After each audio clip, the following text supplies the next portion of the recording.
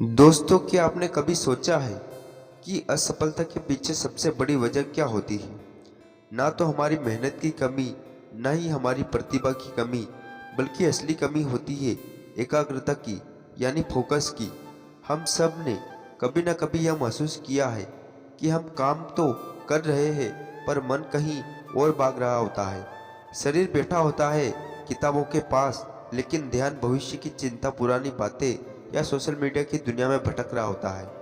गौतम बुद्ध ने कहा है, जिस तरह एक तीर सिर्फ तभी लक्ष्य पर लगता है जब धनुष एकाग्र हो, वैसे ही इंसान सिर्फ तभी सफल होता है जब उसका मन एक जगह पर टिके। आज के इस शोरगुल भरे जीवन में, जहां हर पल मोबाइल की नोटिफिकेशन, सोशल मीडिया का स्क्रॉल और हर चीज़ का एक साथ पीछा करने की आदत हमें बन चुकी है, बीजी वही बुद्ध कहते हैं, एकाग्रता की सफलता ही असली चाबी है।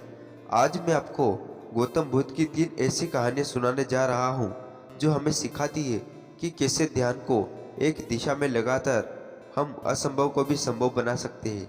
हर कहानी एक दीपक है, जो आपके अंदर की भटकन को रोशनी में बदल सकता है। तो चलिए शुरू करते हैं और समझते हैं बुद्ध के दृष्टिकोण से ध्यान और सफलता का रहस्य। पहली कहानी शुरू करते हैं। बौद्ध भिक्षु एक पार्क में आराम कर रहे थे। वह उन्होंने एक लड़के को देखा जो एक खाली पेज पर कठिन श्लोक लिखने की कोशिश कर रहा था, लेकिन गलतियां के कारण बार बार पेज फाड़ रहा था और हम हर बार नए पेज से शुरू कर रहा था। कुछ समय बाद लड़के का ध्यान बौद्ध भिक्षु पर गया, तो लड़का तुरंत उसके पास गया और प्रणाम करके कहा, महात्मा जी, मैं पिछले 3 घंटे से इस श्लोक को सही से लिखने की कोशिश कर रहा हूँ, लेकिन हर बार कोई ना कोई गलती हो जाती है, जिससे मुझे शुरू से शुरुआत करनी पड़ती है। मुझे समझ नहीं आ रहा कि मैं कैसे और क्यों नहीं लिख पा रहा हूँ। बौद्ध भिक्षु मुस्कुराए और बोले, बेटा, केवल फोकस की कमी के कारण ऐसा हो रहा है, क्योंकि एक साधारण इंसान अपनी ताकतवर और ऊर्जा तक ज़्यादातर बेकार की बातों और आदतों में लगा देता है, इसलिए लगातार मन भटकता है। ध्यान से काम करने का मतलब है अपनी पूरी ऊर्जा एक जगह पर लगा देना, और जब बार बार तुम ऐसा करोगे तो मन उसके लिए तैयार हो जाएगा और फिर गलती नहीं दोहराएगा।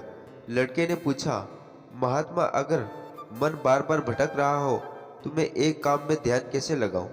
बौद्ध भिक्षु ने पूछा, तुम लिखते समय जरूर किसी व्यक्ति या घटना के बारे में सोच रहे हो? लड़के ने कहा, हाँ महात्मा जी, आज छुट्टी के दिन सबको बाहर खेलने का समय मिलता है, लेकिन मुझे यह काम पूरा करना है। शायद इसलिए मैं ठीक से फोकस नहीं कर पा रहा हूँ। बौद्ध भिक्षु ने कहा, ठीक है, अब इन सरल तरीकों को समझो, फिर तुम अपने काम को मन लगाकर कर सकोगे। लगातार गहरी सांस लो। बौद्ध भिक्षु ने कहा, जब भी तुम्हारा मन भटके तो 5 गहरी सांसें और अपना ध्यान काम और खेल दोनों से हटाकर अपनी सांसों पर लेकर जाओ। जितना तुम अपनी सांसों को देखोगे, उतना ही तुम्हारा मन शांत होने लगेगा। काम को महसूस करो। जब तुम लिख रहे हो तब सब कुछ बारीकी से महसूस करो, जैसे पेन तुम्हारे हाथ को छू रही है, और लिखते समय जो आवाज़ हो रही है उसे भी ध्यान से सुनो। जब तुम सभी चीज़ों पर बारीकी से गौर करोगे तो ध्यान भटकना कम हो जाएगा और तुम्हारा मन और शरीर केवल एक काम में लगा रहेगा। तुम्हारा ध्यान काम पर इतना केंद्रित हो जाएगा कि तुम्हें समय का पता भी नहीं चलेगा। जब लड़के ने बौद्ध भिक्षु की बात मानी और गहरी सांस लेते हुए फिर से लिखना शुरू किया, तो उसने पाया कि अब उसकी गलतियां कम हो रही है। उसका मन काम में जल्दी पूरा हो गया। उसने बौद्ध भिक्षु को धन्यवाद कहा। इस पर बौद्ध भिक्षु ने मुस्कुराते हुए कहा, याद रखो, जब मन और इंद्रियां एक काम में लग जाती है तो ध्यान गहरा हो जाता है, और यही सच्ची सफलता है। दूसरी कहानी। एक दिन एक युवक बौद्ध भिक्षु के पास पहुंचा। युवक के चेहरे पर परेशानी और हताशा साफ झलक रही थी। उसने बौद्ध भिक्षु से कहा, हे गुरुवर, मैं बहुत समय से परीक्षा की तैयारी कर रहा हूँ। कई बार कोशिश की, लेकिन हर बार असफल हो जाता हूँ। मुझे समझ नहीं आ रहा कि मुझसे कहाँ गलती हो रही है। बौद्ध भिक्षु ने उसकी बात ध्यान से सुनी, फिर पूछा, क्या तुम सच में परीक्षा पास करना चाहते हो? युवक ने कहा, हाँ गुरुवर, मैं बहुत मेहनत करने के लिए तैयार हूँ। बस मुझे यह बता दीजिए कि मुझे क्या करना होगा।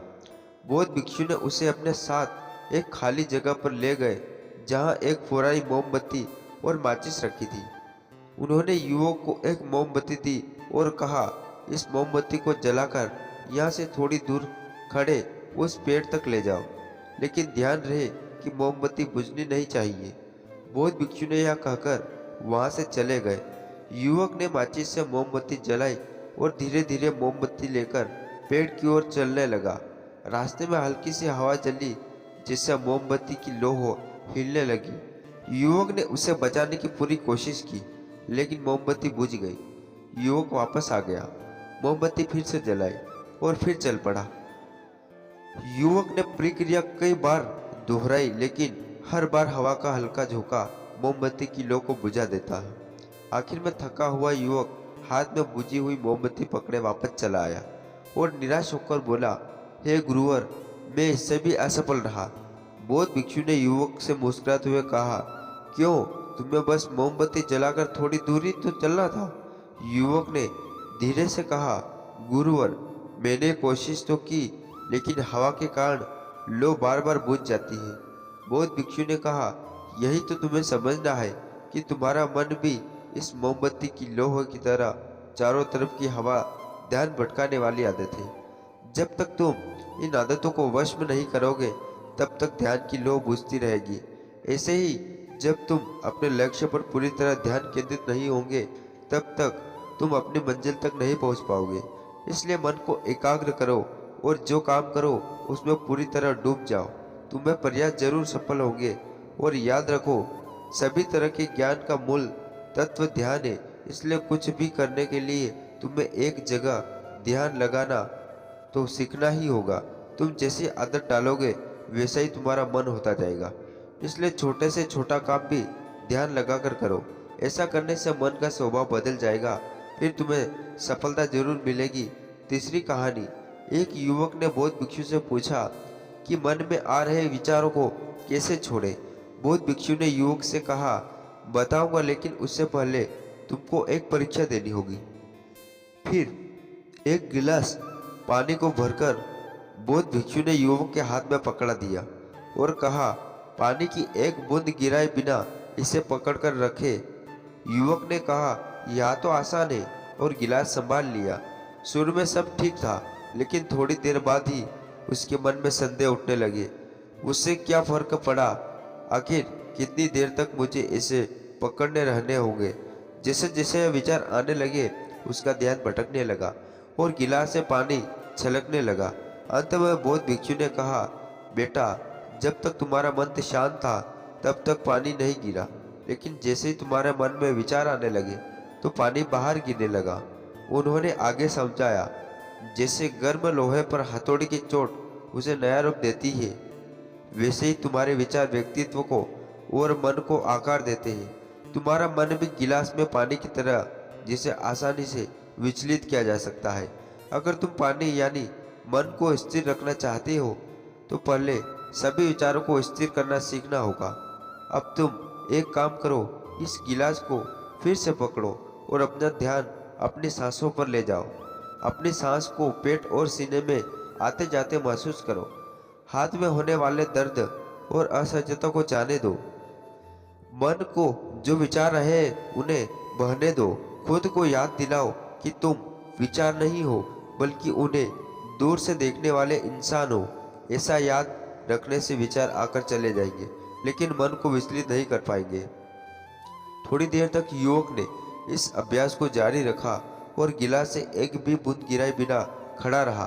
बौद्ध भिक्षु ने कहा, इस तरह ध्यान से अभ्यास करते रहो, धीरे धीरे तुम्हारा मन शांत होने लगेगा और तब कोई भी कठिन काम तुम्हारे स्वभाव के लिए जाएगा। इसके बाद वो युवक बौद्ध भिक्षु को धन्यवाद कहकर घर लौट गया। दोस्तों, उम्मीद है कि आपने आज की इस वीडियो को जरूर कुछ ना कुछ सीखा होगा। तो इस वीडियो को लाइक और अपने दोस्तों के साथ शेयर करना ना भूलें। हमें ऐसे ही सपोर्ट करने के लिए चैनल को सब्सक्राइब और घंटी बटन को जरूर दबा दें। तो चलिए मिलते हैं एक और वीडियो में। तब तक के लिए अपना ख्याल रखें।